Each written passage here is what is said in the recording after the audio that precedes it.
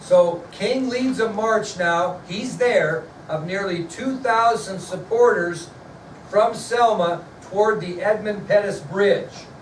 So he's going to lead this march, despite the injunction, with over 3 times as many supporters. Which is what? Going to lead, in your mind, to absolute disaster, right? Well, King's followers follow him. They march to the Edmund Pettus Bridge, where King leads them in prayer. They kneel and pray at the Edmund Pettus Bridge. All of his supporters do the same. So King marches to the Edmund Pettus Bridge, where the violence occurred the first time, and all of them kneel after his command, so to speak, and pray. Expecting they will get up and continue the march and face whatever they face, King instead turns around and marches back to Selma. So as they get off their knees from prayer and expect to be marching towards Montgomery, King turns around and marches his followers, 2,000 strong, back to Selma. Why did he do that? He's making his point, but he's still avoiding bloodshed. On March 15th, 1965, President Johnson addressed Congress on an unscheduled address, a special address. March 15th, 1965, President Johnson addresses Congress on a special address, and it's totally concerning the black Americans' right to vote. March 15th, 1965, President Johnson delivers a special address to Congress. This is just 8 days after the original march started without King to Edmund Pettus Bridge. And he gives a great speech, one of the best he's ever given, and he ends his speech with the words, "We shall overcome." He ends his speech to Congress with the words, "We shall overcome." What's the significance of this? Anybody want to take a shot? What? It actually was the same words that Dr. King used in many of his speeches throughout the civil rights movement. Dr. King is watching this on television, and he watches President Johnson end his address with the words, "We shall overcome." Words used by King many times in his speeches throughout the civil rights movement. According to C.T. Vivian, one of King's closest advisors, as he was listening to Johnson's speech on television, he remained completely silent with tears forming down the corner of his cheek, corner of his eyes down his cheek. So according to King advisor C.T. Vivian, while he was listening to Johnson's speech, King was silent and tears formed, running slowly down his cheek.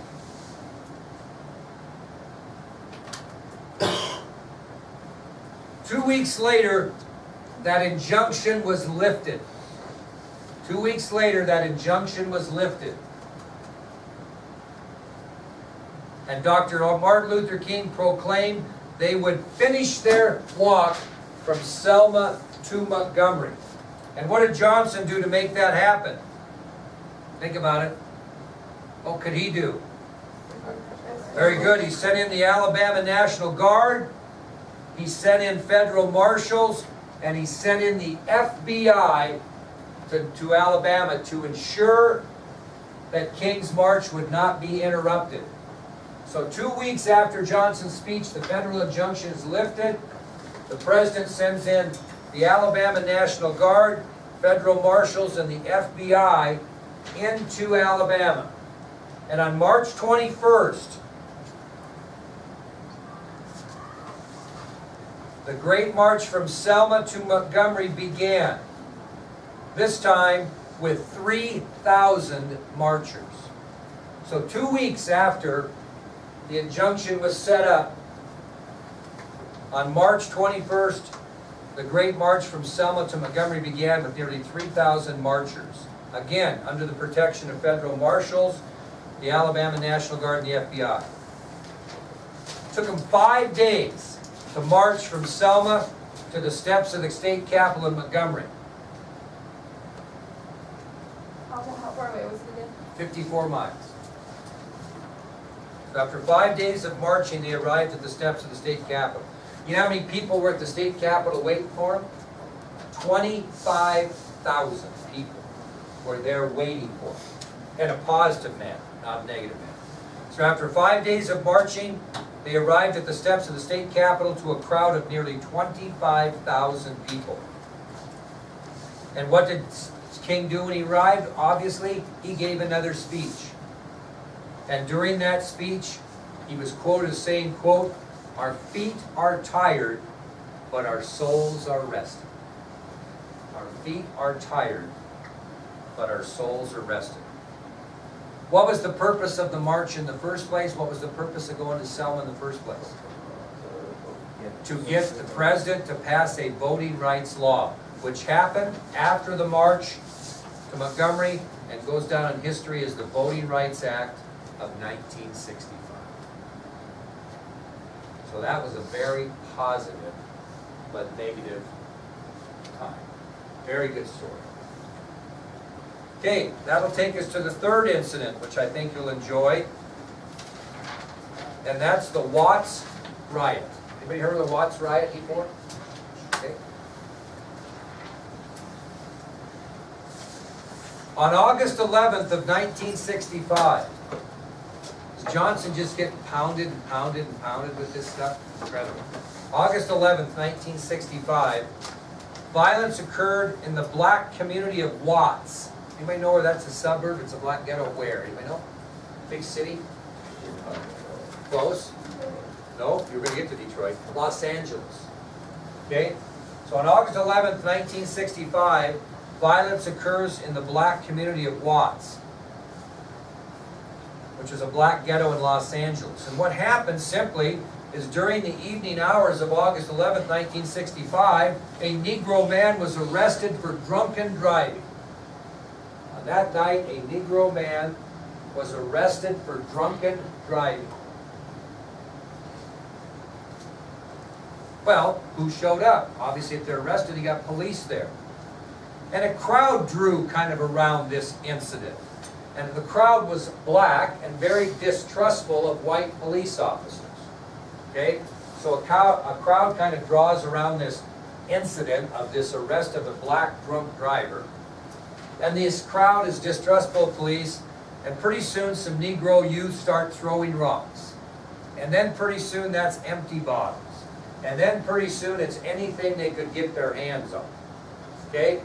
So Negro youth, as the crowd surrounded this arrest of a Negro man for drunken driving, Negro youth surround and start throwing rocks. Then they start throwing empty bottles. And pretty soon it's basically anything they can get their hands on. Well, this little situation of the arrest of a drunk driver began 5 days of riots and disorder in South Central Los Angeles. This began 5 days of violence and disorder in South Central Los Angeles. As a result, 13,000 National Guardsmen had to be called in to restore order. 13,000 National Guardsmen had to be in to restore order.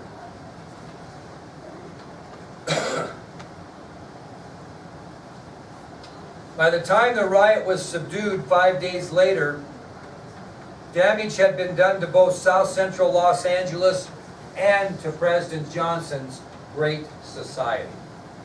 So by the end of those 5 days, major damage had been done to South Central Los Angeles and President Johnson's Great Society. I'm going to give you 10 examples of violence that occurred at the Watts riot. 10 examples. 34 people were killed.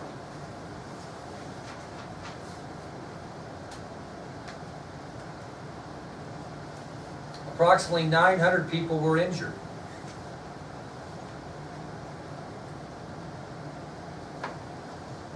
Approximately 4,000 people were arrested.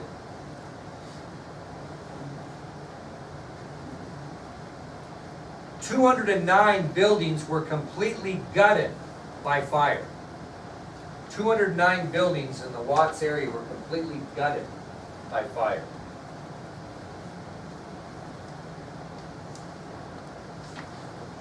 $787 other buildings were damaged. 787 other buildings were damaged. The sixth example, I'd let you try to think about, what do you think happened to the goods in those stores in that area? Looted, yeah. Stores were stripped bare by looters. Stores were stripped bare by looters. They estimated the property loss at about $46 million in 1965. $46 million in property loss. Another example, the first 7 examples tell you how it hurts South Central Los Angeles, right? Example 8, 9, and 10 are going to be examples of how it hurt Johnson's Great Society. First of all, what these riots create among white people. Distress, backlash. Many white people were thinking blacks were getting too much from the government as it was. And now they look at this violence in Watts that they perceive that was started and ended by black people, and it really hurt Johnson's Great Society program because it created tremendous backlash among whites in the United States and especially in California. The 9th example is we're going to see a change from peaceful black leaders like Martin Luther King to radical black leaders like Malcolm X. So you're going to see a shift now from peaceful black leaders like Martin Luther King and his followers to more radical black leaders like Malcolm X and his followers.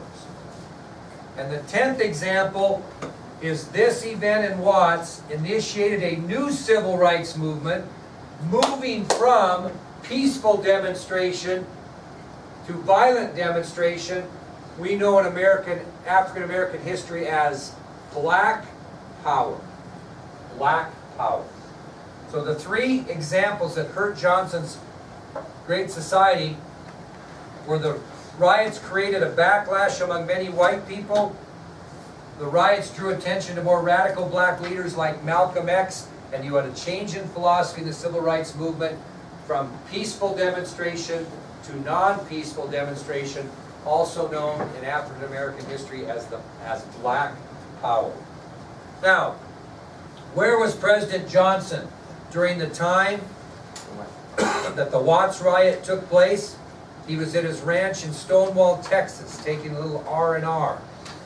And when he heard the news of the riots in Watts, he began for the first time to fear that he had pushed the country too far and too fast on the issue of civil rights.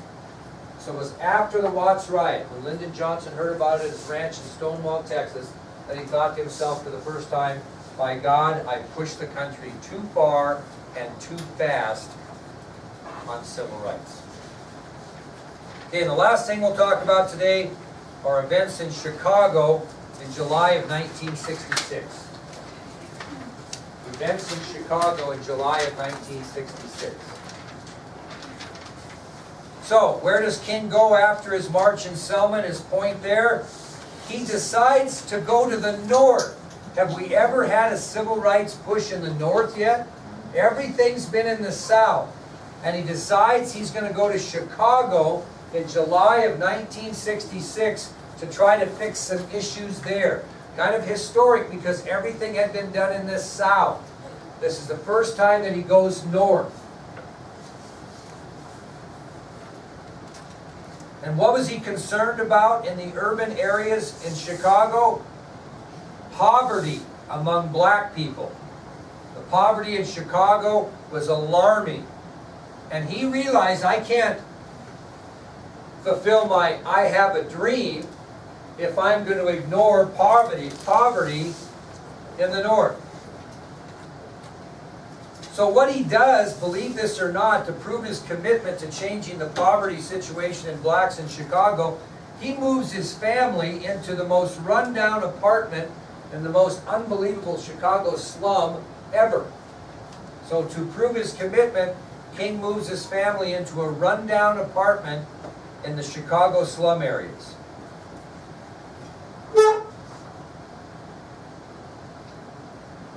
Now I want you to just kind of listen and maybe not write so you get this. I want to tell you about the philosophy in the Chicago slums at this time. The philosophy was the black people that lived there lived by the creed, love thy neighbor. Now, this might seem really kind of cool. Oh, that's that nice. Love thy neighbor. Well, but listen to the philosophy. According to a reverend by the name of Walter Fautroy, who was a member of the SCLC, he was asked one time to explain the philosophy of love thy neighbor in the slums of Chicago. This is what he said. He said that this love your neighbor is really a comment made in self-defense. Because here is the philosophy according to him, and listen to this. He said, this is the philosophy of love my neighbor in Chicago. I want my neighbor to have some income. Otherwise, he'll be coming for my income. I want my neighbor to have justice. Otherwise, guess who's going to face the weight of his anger? Anger leads to violence, and violence drives people mad. So when I first said love thy neighbor, you're thinking, oh, that's great. Everybody's going to love their neighbor, even if they live in a slum area. He's saying this, I'm going to love my neighbor, and I wish he has some income, because if he's got some income, he's not going to try to steal mine. And I want my neighbor to have justice, because if he doesn't get justice, I'm going to face the weight of his anger, because I'm the person around. And anger leads to violence, and violence drives people mad. Okay? So how many times when you're mad do you take it out on the people closest to you? Happens all the time. I get frustrated and I go gripe to Mr. Smith about it, and he'll look at me and he'll say, geez, what are you chewing my butt for about this? I don't have anything to do about it. I'll get frustrated about something and complain to my wife and maybe not treat my wife so good because I'm so angry. And she says, well, what are you treating me bad for? I don't have anything to do with what went on, wherever today. That's what he means. And so the love thy neighbor philosophy in the Chicago slums wasn't rosy. It was, yeah, you hope your neighbor has all kinds of stuff. That way they won't try to take it from you or make you the reason. Now, here are the three things that Dr. King was going to address in Chicago. And they all kind of have to do with poverty, but this is what he was concerned about among the people that lived in Chicago. He was concerned about their education. He was concerned about employment or lack thereof.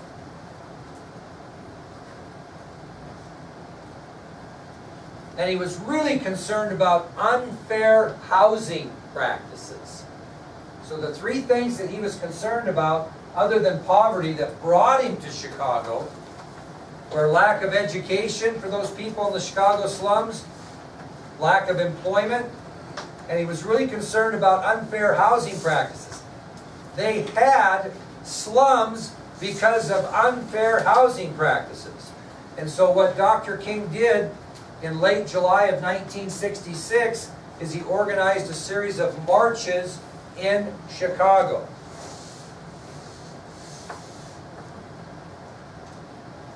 Now, talking about his third concern, where do you think he's going to march?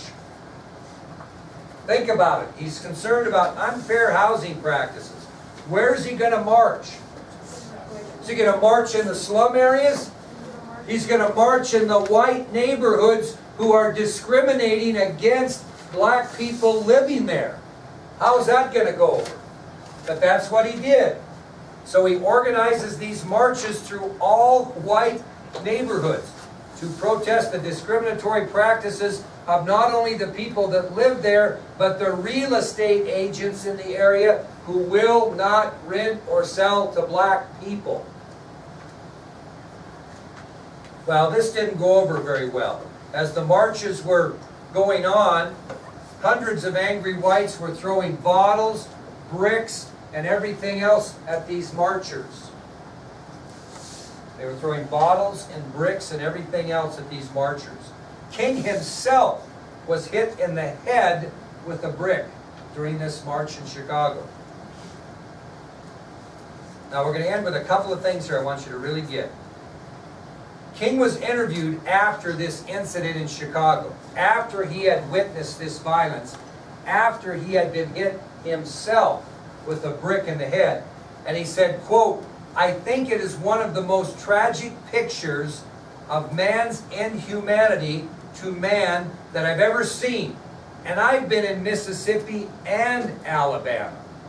But I can assure you that the hatred and the hostility are really deeper than what I have seen in both Alabama and Mississippi." He's saying that what he witnessed in Chicago in the north is worse than he's seen in his worst days in Mississippi and Alabama. That's his point. This is not a southern problem. This is a nationwide problem. Now, here's the last thing I'm going to make. It is at this point that Martin Luther King Jr. realizes that the civil rights movement may result in his death.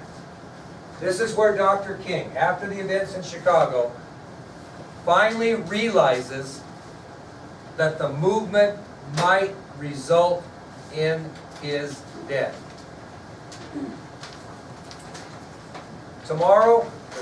Thursday after the test, we'll talk about how things were settled in Chicago, and then we're going to talk about riots in Detroit, Michigan.